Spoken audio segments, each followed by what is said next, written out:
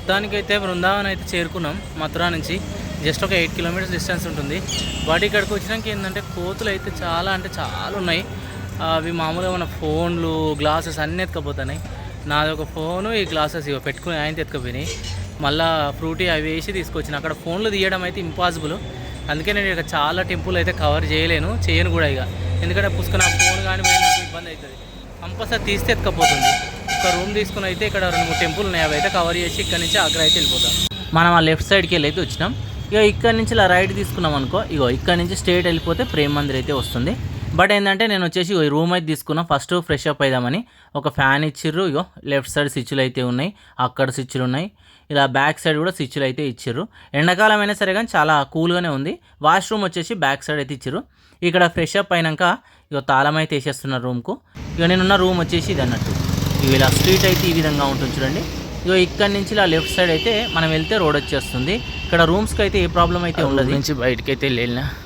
ఇప్పుడు వచ్చేసి first food తీసుకోవాలి. ఎక్కడ ఫుడ్ ఉంది అనేది ఎతకాలి. ఇక ఇలా స్ట్రేట్గా బయటకు అయితే వచ్చేసిన. ఇక్కడ ఒక చెరుకు రసం పడినది. ఆ స్ట్రేట్ వచ్చేసి ఫుడ్ కోర్ట్ ఉన్నది, అక్కడికి వెళ్ళే తిందాం. రైట్ సైడ్ వచ్చేసి పెద్ద మనకు వినాయక స్వామి టెంపుల్ ఉంటుంది. ఇటు వచ్చేసి మనకు ప్రేమ్ మందిర్ ఉంటుంది. ఇక్కడ ఫుడ్ అయితే తీసుకున్నా. ఇక దీనికి వచ్చేసి 150 రూపీస్ అయితే పడ్డది. తిన్నా కానీ ఏం బాగలేదు. ఆపోజిట్లో మరొక ఆశ్రమం అయితే కనబడుతుంది చూడండి. ఇక ఇక్కడ నుంచి నేను ఏంటంటే ప్రేమ్ మందిర్ సైడ్ అయితే వెళ్ళిపోతున్నా. ఇక్కడ టెంపుల్ స్పెషల్ ఏంటంటే అన్నిగో ఇప్పుడు మనకు రోడ్ కనబడుతుందా, ఈ రోడ్కు లెఫ్ట్ సైడ్ రైట్ సైడే మీకు అన్ని టెంపుల్ అయితే ఉంటాయి అన్నట్టు. ఆల్మోస్ట్ మనం ప్రేమ్ మందిర్కి అయితే వచ్చేసినాం చూడండి. ఆ దూరంలో కనబడుతుంది ప్రేమ్ మందిరు. చాలా పెద్దగా ఉంటుంది. మనకు లెఫ్ట్ సైడ్ కూడా చాలా టెంపుల్ ఉంటాయి కానీ అటు అలో చేయరు. ఓన్లీ మెయిన్ టెంపుల్కి అలో చేస్తారు. ఇప్పుడైతే మనం టెంపుల్ దగ్గరికి అయితే వచ్చేస్తున్నాం చూడండి. మెయిన్ ఎంట్రన్స్ వచ్చేసి ఈ విధంగా ఉంది. మనము ఈ లెఫ్ట్ సైడ్ నుంచి లోపలికి అయితే వెళ్ళాలి. ఇక్కడ లైన్ ఉంది చూడండి, ఆ కార్నర్ నుంచి మనం లోపలికి రావాలి. ఇక్కడ నుంచి మనం లోపలికి అయితే వెళ్తున్నాం చూడండి. ఇక్కడ అంతా చెకింగ్ చేసుకున్నాక మనం వచ్చేసి లోపలికి అయితే అలో చేస్తారు. ఇప్పుడే లోపల భాగానికి అయితే వచ్చేసినాం.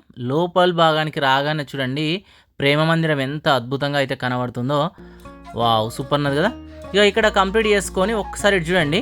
ఇగో మన బ్యాక్ సైడ్, ఈ బ్యాక్ సైడ్ వచ్చేసి శ్రీకృష్ణుని యొక్క అద్భుతమైన లీలను అయితే ఇక్కడ చూడొచ్చు. మనం పాము పైన నిల్చున్న దృశ్యం కానీ, చుట్టూ గోపికలు, మంచిగా వాటర్ ఫౌంటైన్ అయితే ఏర్పాటు చేశారు. ఇక అవన్నీ చూసుకుంటూ ఇక ఇక్కడ నుంచి ఇంకా ముందుకు వచ్చినాం అనుకో, రైట్ సైడ్ ఇక్కడ చూస్తే చూడండి ఒకసారి, మీకు గోపికలు మొత్తం శ్రీకృష్ణుని చుట్టూ ఉన్న దృశ్యాన్ని అయితే చూడొచ్చు. మొత్తం ఏంటంటే అన్ని పచ్చగా ఉంటాయి. పచ్చవాటి మధ్యలో ఇవన్నీ ఏర్పాటు అయితే చేశారు.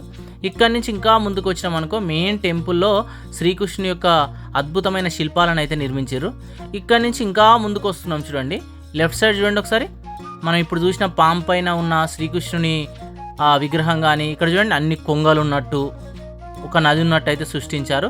వెనక భాగాన మొత్తం మనకు గోపికలు అయితే కనబడుతున్నారు. ఇక్కడ మంచిగా వాటర్ ఫౌంటైన్ ఉన్నది కాబట్టి చాలా బాగా కనబడుతుంది. ఇక్కడ చూడండి, ఇక్కడ నుంచి వాటర్ అన్నిట్లా కిందికి ఫ్లో అవుతూ వస్తూ అటు సైడ్ అయితే వెళ్తున్నాయి. ఇక ఇక్కడ కంప్లీట్ చేసుకున్నాక ఇక ఇక్కడ నుంచి ఇంకా ముందుకు వెళ్తూ ఉంటే బ్యాక్ సైడ్ చూడండి ఒకసారి, మనకు టెంపుల్ చూడండి ఎంత గొప్పగా కనబడుతుందో. మొత్తం వచ్చేసి శ్రీకృష్ణునికి సంబంధించిన మీకు అనేకమైన నిర్మాణాలు అయితే కనబడుతున్నాయి. మొత్తం పాలరాతితోనైతే ఈ ఆలయాన్ని నిర్మించడం అయితే జరిగింది. శ్రీకృష్ణుడు వచ్చేసి కంసుడు పాలిస్తున్న టైంలో అయితే జన్మించాడు. తన తల్లి పేరు వచ్చేసి దేవకి, తండ్రి వచ్చేసి వసుదేవుడు. వీళ్ళు కారాగారంలో అంటే జైల్లో ఉన్నప్పుడు శ్రీకృష్ణుడు అయితే జన్మించాడు.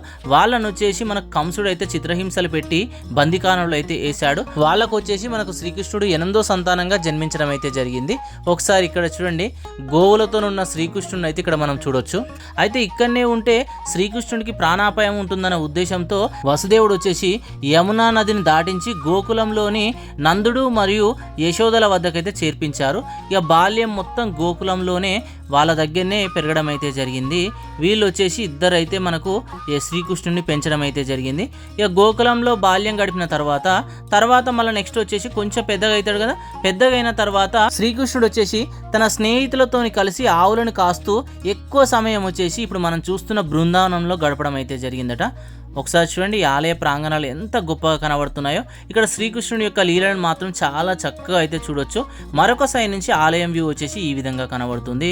ఈ ఆలయాన్ని మనకు వచ్చేసి 2000 సంవత్సరంలో స్టార్ట్ చేస్తే 2011లో అయితే ఓపెన్ చేయడం అయితే జరిగింది. సుమారు 11 సంవత్సరాలు అయితే పట్టిందట ఈ ఆలయాన్ని నిర్మించడానికి.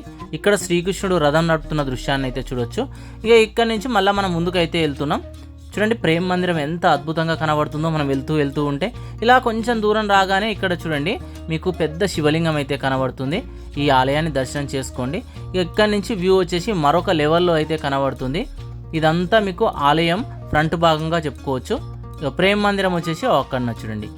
ఇక ఇక్కడ కంప్లీట్ చేసుకొని ఇక్కడ నుంచి ఇలా ముందుకైతే వెళ్తూ ఉంటే ఇక మళ్ళీ ఫ్రంట్ సైడ్కి వచ్చినాం. ఫ్రంట్ సైడ్ నుంచి వ్యూ వచ్చేసి ఈ విధంగా ఉంది. ఇక బ్యాక్ సైడ్ చూడండి, అంటే ఎగ్జాక్ట్గా ఆలయంకి ఆపోజిట్లో ఇక గోకులం ఈ విధంగా అయితే కనబడుతుంది. శ్రీకృష్ణుడు వచ్చేసి గోవర్ధన పర్వతాన్ని ఎత్తిన దృశ్యాన్ని అయితే ఇక్కడ మనం చూడొచ్చు. చుట్టూ చూడండి మీకు చాలామంది గోపికలు కనబడుతుర్రు, ఆవులు కనబడుతున్నాయి. ఇగో ఎట్లా లేపుతుర్రో చూడండి. ఇలా లేపుతున్న దృశ్యాన్ని అయితే చాలా చక్కగా మనకు చూపించడం అయితే జరిగింది. పైనుంచి వాటర్ ఫ్లో వచ్చేసి ఇలా కిందికి పడుతూ ఉన్నాయి చూడండి. ఇగో చిన్న చిన్న ఆవులు.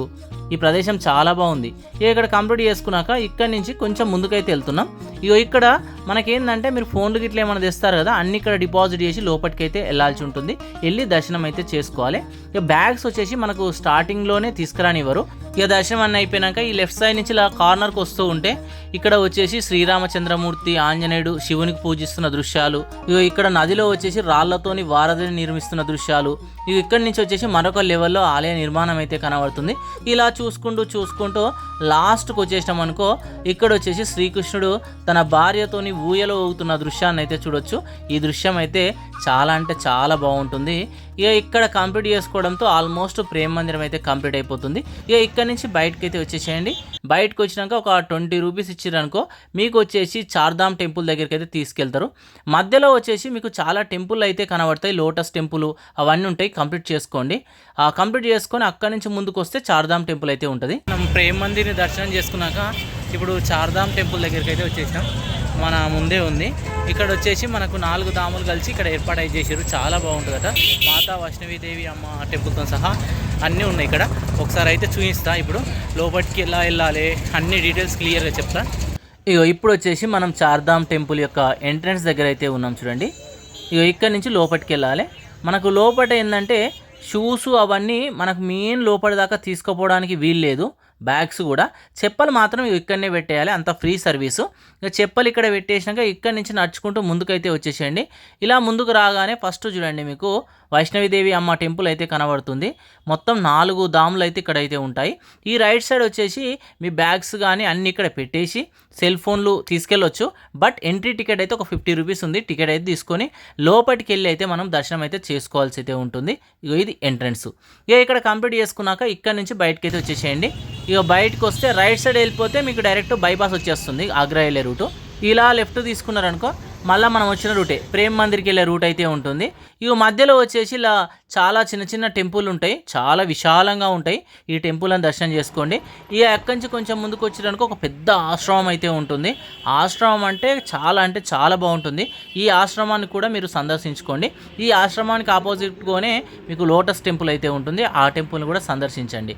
ఇక్కడి నుంచి మీకు ఆటో బయలుదేరి డైరెక్ట్ వచ్చేసి మళ్ళీ ప్రేమ్ మందిర్ దగ్గర దించేస్తుంది. ప్రేమ్ మందిర్ నుంచి అలానే నడుచుకుంటూ ముందుకు వచ్చేసేయండి. మీకు మధ్యలో చాలా చిన్న టెంపుల్ కనబడతాయి. ఈ టెంపుల్ని దర్శనం చేసుకోండి. అక్కడి నుంచి నడుచుకుంటూ ఇంకా కొంచెం ముందుకు వచ్చిరనుకో ఒకసారి ఇక్కడ చూడండి చిత్రకూట్ టెంపుల్ అయితే ఉంటుంది. పెద్ద వినాయక స్వామి విగ్రహం అయితే ఉంటుంది. ఈ టెంపుల్ని దర్శనం చేసుకొని అక్కడి నుంచి 1 కిలోమీటర్ వచ్చిరనుకో శ్రీకృష్ణ బలరాం టెంపుల్ అంటే ఇస్కాన్ టెంపుల్ ఉంటుంది. ఇక్కడి నుంచి లోపలికి వెళ్తే లోపల టెంపుల్ ఉంటుంది, చాలా బాగుంటుంది. ఈ టెంపుల్ని కూడా దర్శనం చేసుకోండి. ఇక్కడి నుంచి మరొక 1 కిలోమీటర్ వచ్చిరనుకో బిహారీ టెంపుల్ అయితే ఉంటుంది. ఈ టెంపుల్ చాలా ఫేమస్. బట్ ఇక్కడ కేర్ఫుల్గా ఉండాలి. మీ బ్యాగ్స్ కానీ ఫోన్లు కానీ గ్లాసెస్ కానీ కోతులు అయితే ఉంచాయి. ఎలా కాపాడుకుంటారు అనేది మీ ఇష్టం. అందుకే ఇక్కడ చాలా వరకు నేను వీడియో అయితే షూట్ చేయలేదు. మీరు జేగలో పెట్టుకుని ఎట్లా పెట్టుకున్నావో కథం చేస్తాయి. అలా చాలా పోయినాయి. నేను కూడా ఎక్స్పీరియన్సెస్ చేసిన, అందుకే ఇక్కడ వీడియో అయితే షూట్ చేయలేదు. ఇక్కడ మీకు ఏంటంటే సుమారు ఒక 7 నుంచి 8 టెంపుల్ అన్ని పక్కనే ఉంటాయి. కంప్లీట్ చేసుకొని లాస్ట్కి వచ్చామనుకో మళ్ళీ మనం వచ్చేసి యమునా నది ఘాట్ దగ్గరికి అయితే వస్తాం. కేశీ ఘాట్ అంటారు. చాలా పవిత్రమైన ప్రదేశం. ఇక్కడ గంగాహారతి అయితే రోజు జరుగుతూనే ఉంటుంది. ఇంతటితో మీకు ఏంటంటే బృందావనం అయితే కంప్లీట్ అయిపోతుంది. ఆల్మోస్ట్ ఇక్కడ చూడవలసినవి మీకు మొత్తం అయితే క్లియర్గా చెప్పిన. Thank you.